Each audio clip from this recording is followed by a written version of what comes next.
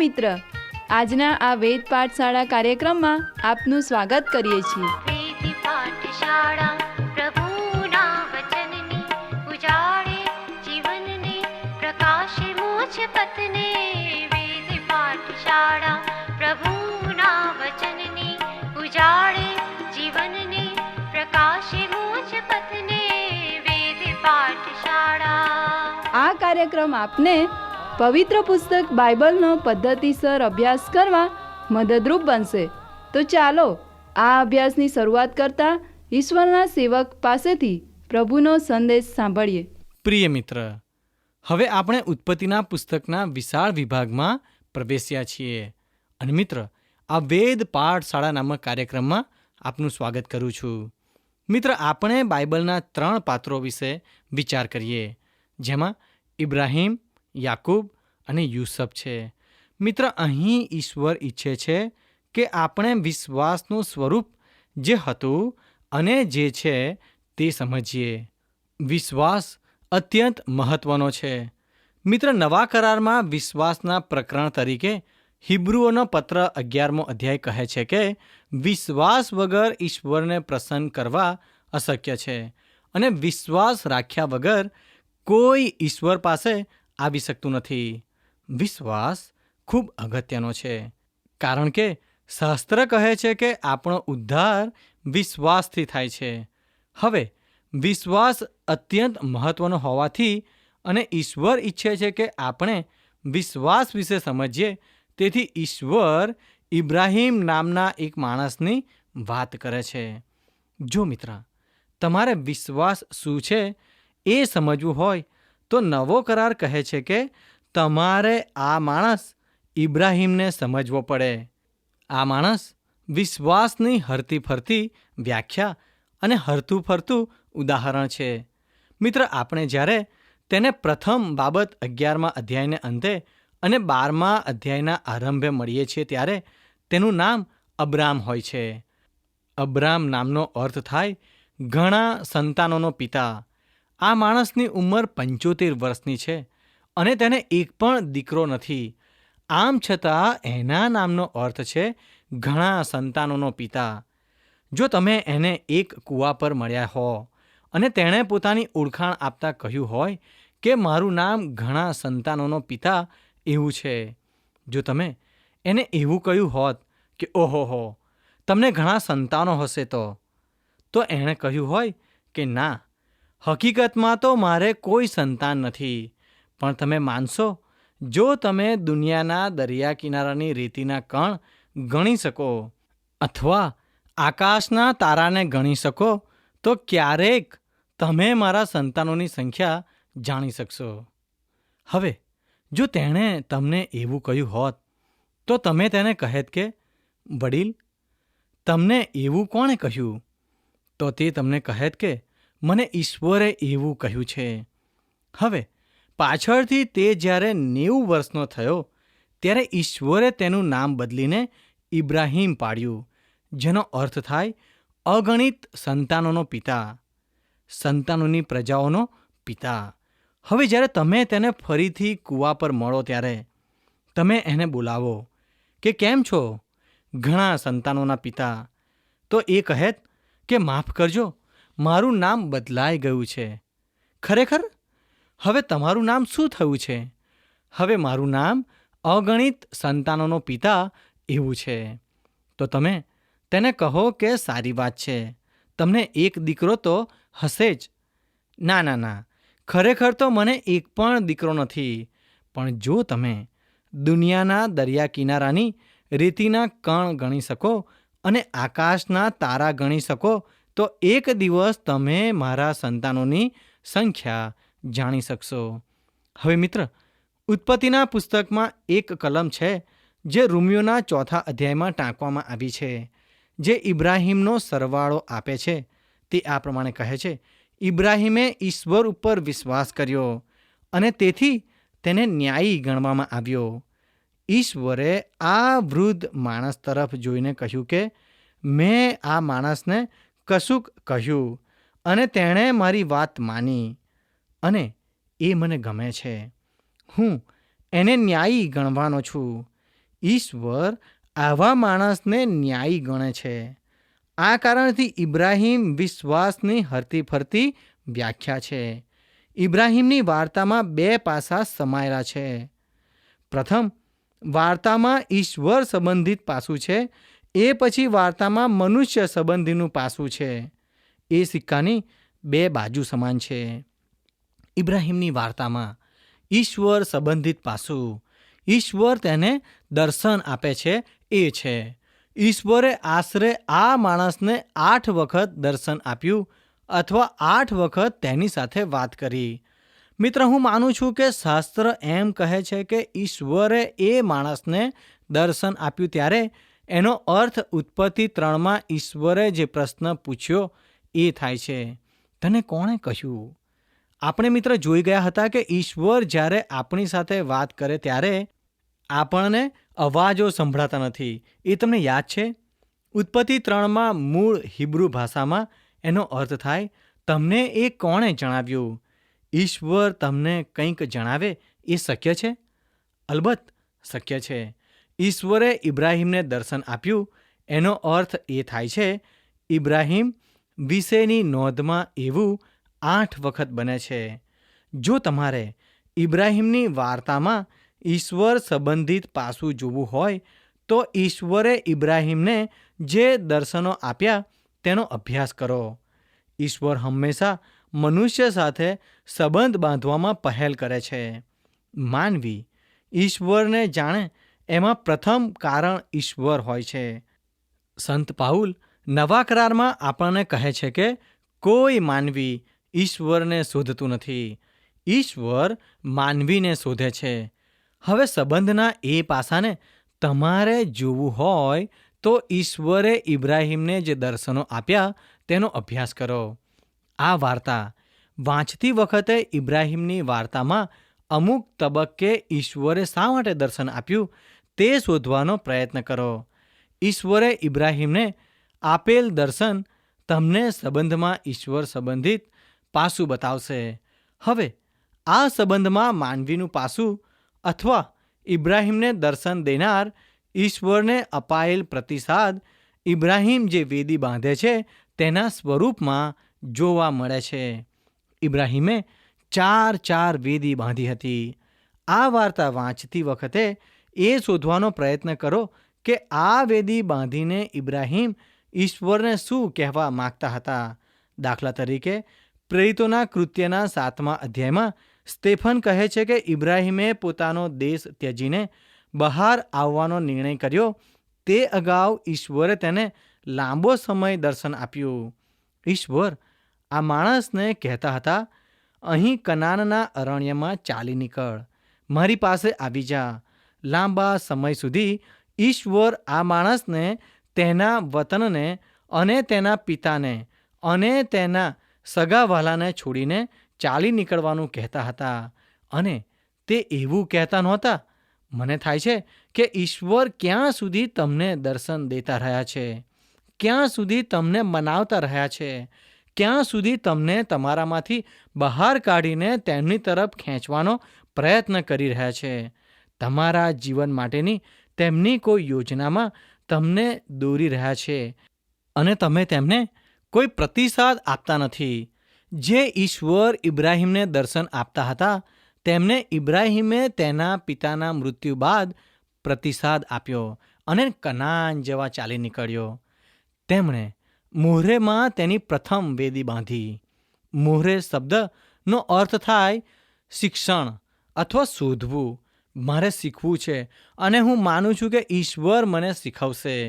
હું ઇબ્રાહિમની આ વેદીને પ્રતિસાદની વેદી કહું છું, કારણ આ ઇબ્રાહિમને કેટલાક સમયથી તેને દર્શન દેનાર ઈશ્વરને આપેલ પ્રતિસાદ રૂપે બાંધવામાં આવી હતી. ઈશ્વર એ વેદી પાસે તેને મળ્યા. આથી ઇબ્રાહિમ આગળ વધ્યો અને તેણે બીજી એક વેદી બાંધી.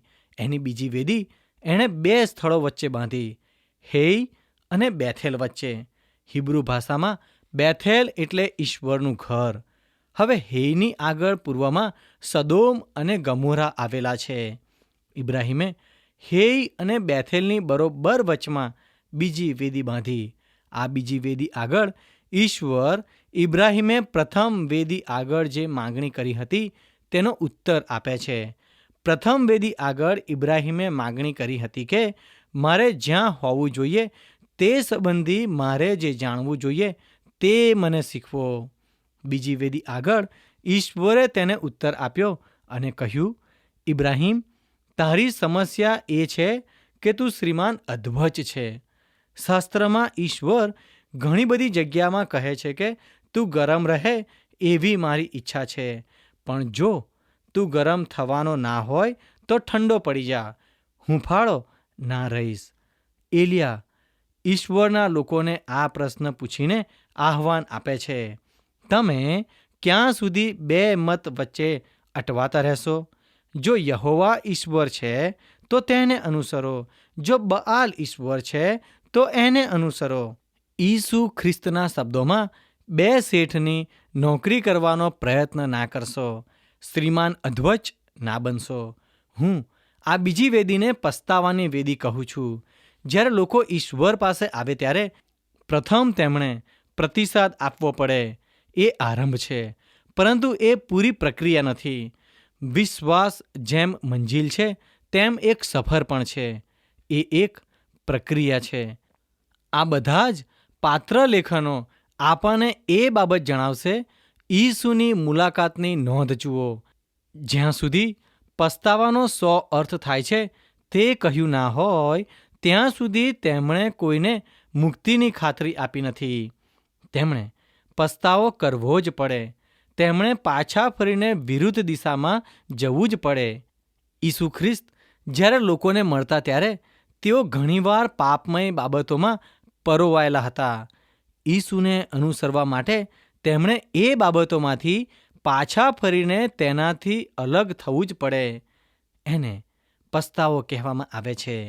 હવે મિત્ર, ઇબ્રાહિમની વાર્તા વાંચતા આપણને આ વેદીઓમાં વિશ્વાસની વ્યાખ્યા જોવા મળે છે. પ્રથમ વેદીએ પ્રત્યુત્તર હતો કે ઈશ્વર મને શીખવો. આ રીતે તેની શરૂઆત થાય છે.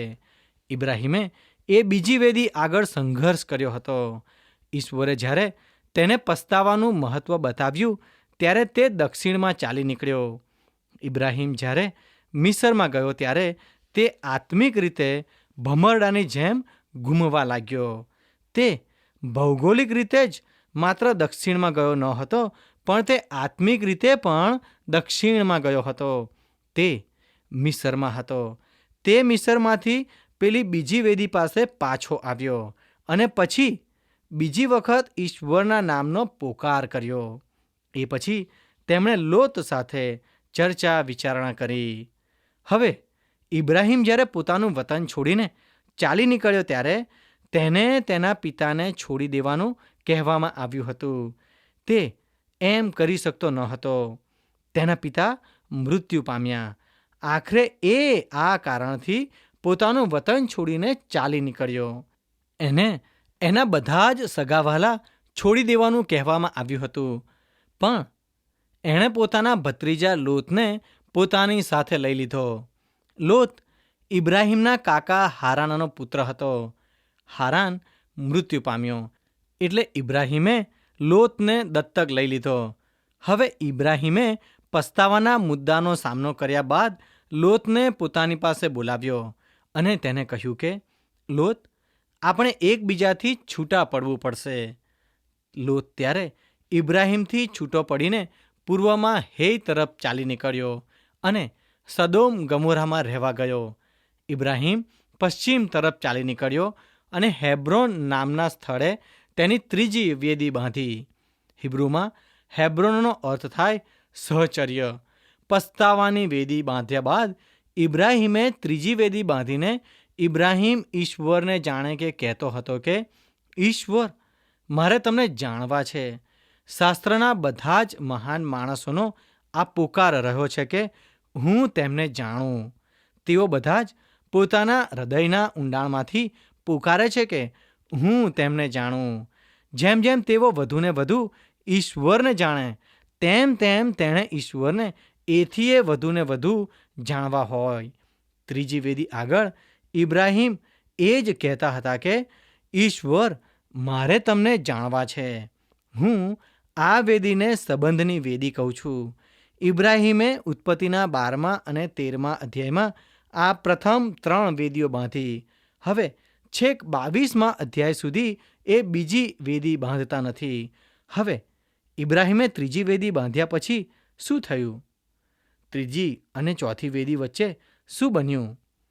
એણે જ્યારે ઈશ્વરને કહ્યું કે હું તમને જાણવા માગું છું, ત્યારે ઈશ્વરે તેને કંઈક આવું કહ્યું, ઇબ્રાહિમ, જો તું મારી સાથે સંબંધ રાખવા માગતો હોય તો તારે જાણવું જોઈએ કે જો હું કાંઈ પણ છું તો હું સર્વસ્વ છું. કારણ કે જો તું મને સર્વસ્વ તરીકે જોઈ ના શકે તો તે મને કાંઈ પણ તરીકે જોયો નથી. જો ઈસુ ખ્રિસ્ત કાંઈ પણ છે તો ઈસુ ખ્રિસ્ત સર્વસ્વ છે. કારણ ઈસુ ખ્રિસ્ત જ્યાં સુધી તમારે માટે સર્વસ્વ નથી ત્યાં સુધી તમારે માટે તે કાંઈ નથી. ઈસુ ખ્રિસ્ત સાથે રમત કરશો નહીં. ઈશ્વર સાથે રમત કરશો નહીં. જો મિત્ર, તમે ખરેખર ઈશ્વરને જાણવા માગતા હો તો ઈશ્વર તમારા જીવનમાં તેમનું યથાયોગ્ય સ્થાન ગ્રહણ કરવા માગે છે. હવે ઇબ્રાહિમના જીવનમાં બીજા લોકો પણ હતા. દાખલા તરીકે લોત. લોત એવા લોકોનું ચિત્ર છે જે આપણા જીવનમાં ના હોય એવી ઈશ્વરની ઈચ્છા છે. ઈશ્વર જેને નથી ઈચ્છતા એવી વ્યક્તિને આપણા જીવનમાં સ્થાન આપવાથી ઘણું દુઃખ અને હૃદય ભગ્નતા પરિણમે છે. ઉત્પત્તિના 16મા અધ્યાયમાં દર્શાવ્યા પ્રમાણે ઇબ્રાહિમ તેની પત્ની સારાની સૂચનાથી તેની મિસ્રી દાસી હાગાર દ્વારા એક પુત્ર પ્રાપ્ત કરે છે. તેણે તેની પત્નીની વાત માની. આદમના કિસ્સામાં બન્યું એ જ રીતે ઇબ્રાહિમના એ દીકરાનું નામ ઇસ્માઇલ હતું.